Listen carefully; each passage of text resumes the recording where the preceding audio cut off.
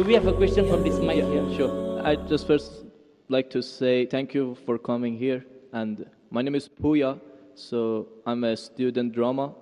And I come from Iran, not Iraq. Iran, the old name Persia. So I come from a religious family. My family are Muslim. But I was born as a Muslim. But I didn't want to born as a Muslim because, so as a family I born. But still I haven't accepted Islam because of some certain points. My main question was about the time, like ancient time, back to the 1,000 years ago, when the time the Islam come to my country and we became a Muslim. So as I read in the history and those kind of stuff, I found it out that the Arab countries, so they attacked my country and they invade my country and they brought Islam by force without my king accepted. So Persia was an old country and it was the most civilized country from the ancient time until now. We believe a real God, we were worshipping a real God, and our religion was Zartosh. So he was a prophet also. So we believe in good deeds, good thought, good words. So even Cyrus the Great, he was the king of the world, and he was doing a lot of good things. Even some people, they was confused that they called him Masih. He was doing many good things, but he was never said, I'm a prophet, I'm a God. But even though that king, when he attacked the other country, he never killed a civilian, he never raped a woman, and he never made them to change the religion. Even somebody was worshipping a cow, he respect for them, even though he was worshipping a real God. He could make them to worship also same as what is worshipping. But in the Islam way, if you're going to promote your religion, doesn't mean that you have to force it to somebody else or you have to make them to accept that religion. Because, human being means freedom. So anyone, they should have a right, human rights. So maybe those people, they didn't want that religion. So why they have to attack and, to bring it by force? That was the main question that make my heart a bit, to make me to my belief go down. So. Brother, are you Parsi? Pardon? Yeah, I'm from Fars. Are you a Parsi? You mean Farsi? Are you a Parsi? Are you a Zoroastrian?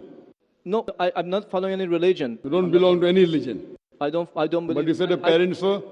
My parents are Muslim, but because of this confusion and stuff, I never try to follow the religion. I just believe in real God and doing the good things. So you believe in real God and good things. What are the good things? Where do you get the good things from? Good things like I don't harm the others. Whatever I'm doing, not try to harm the others. That's the first thing. As much as you can do the good things, even helping the others, and believe in the real God, not worshipping a stone or leaf or whatever. And I believe God is single. So, but I didn't. So you have your own philosophy. So you want to bring a new religion.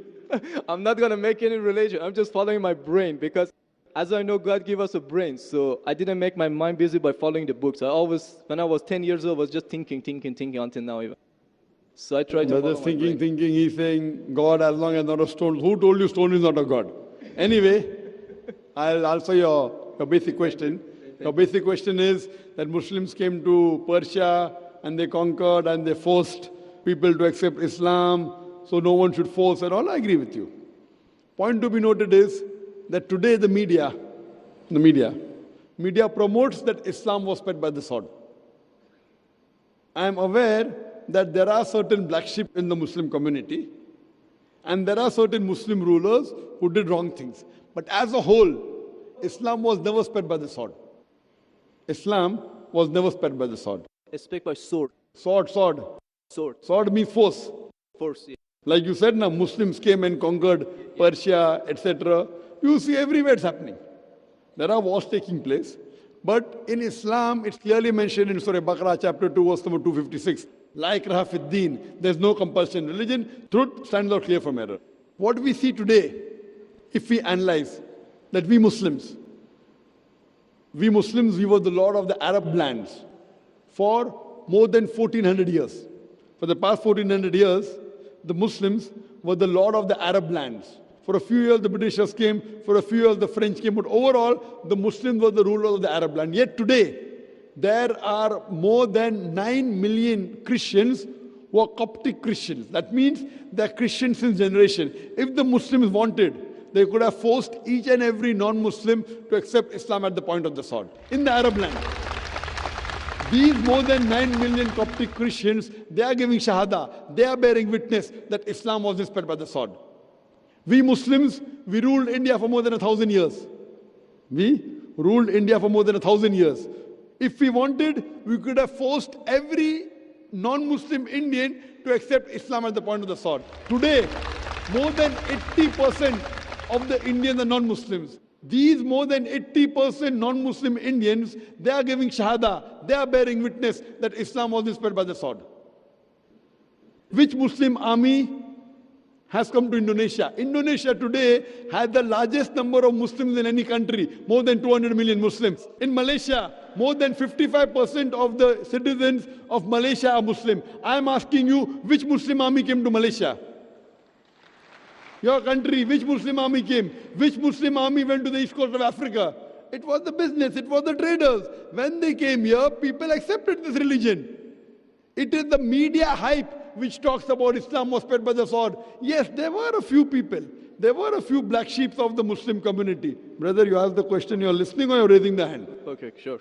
You asked the question, you gave the background, I listened to it, and now you want to raise your hand. I have not completed my answer. Okay, sure. Continue. If you ask the question, you should think. Because if you're thinking something, I'm a doctor.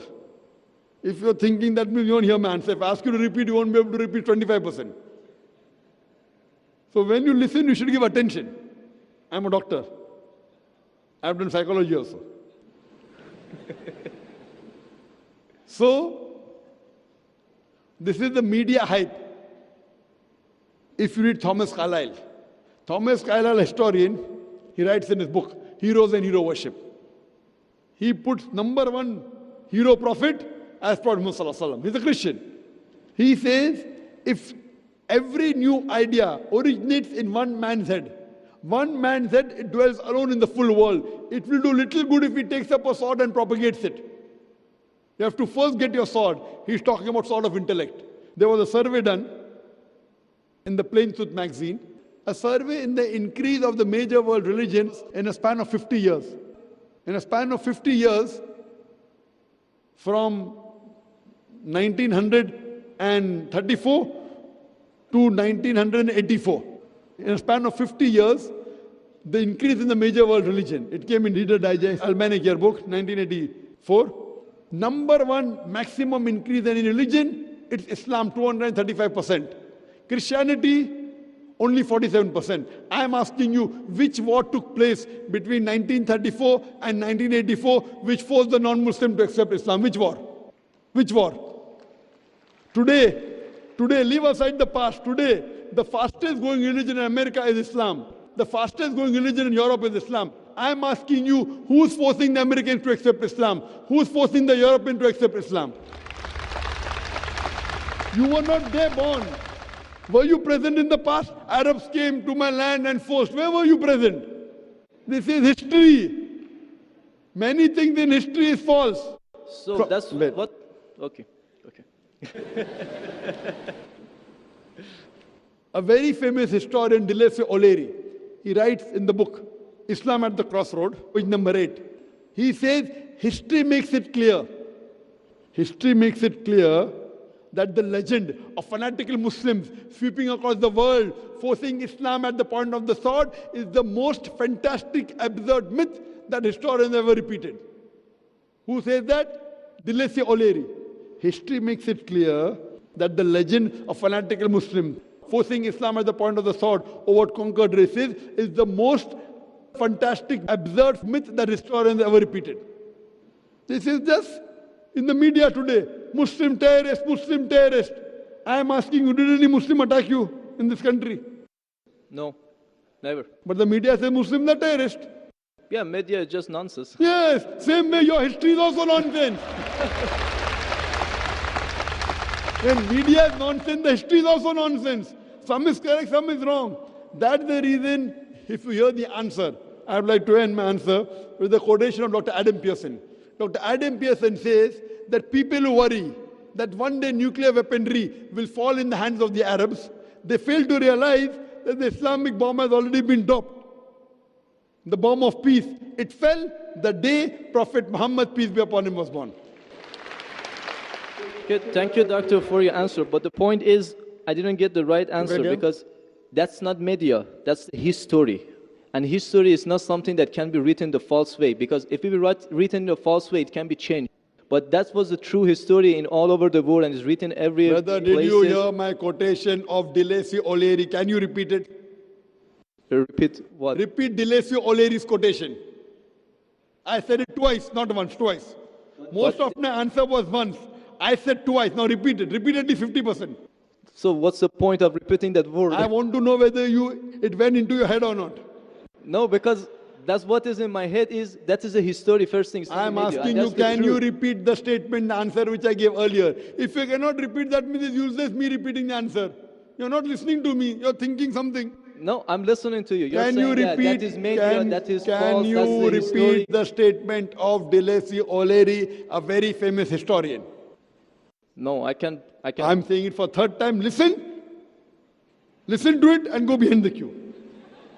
Deleuze O'Leary says that history makes it clear the legend of fanatical Muslims forcing Islam at the point of the sword over conquered races is the most fantastic, absurd myth that historians have ever repeated.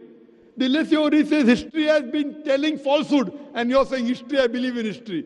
Deleuze O'Leary is saying that what history says that Muslims are forcing Islam at the point of the sword is the most fantastic myth that historians have repeated. So you have got influenced by the myth.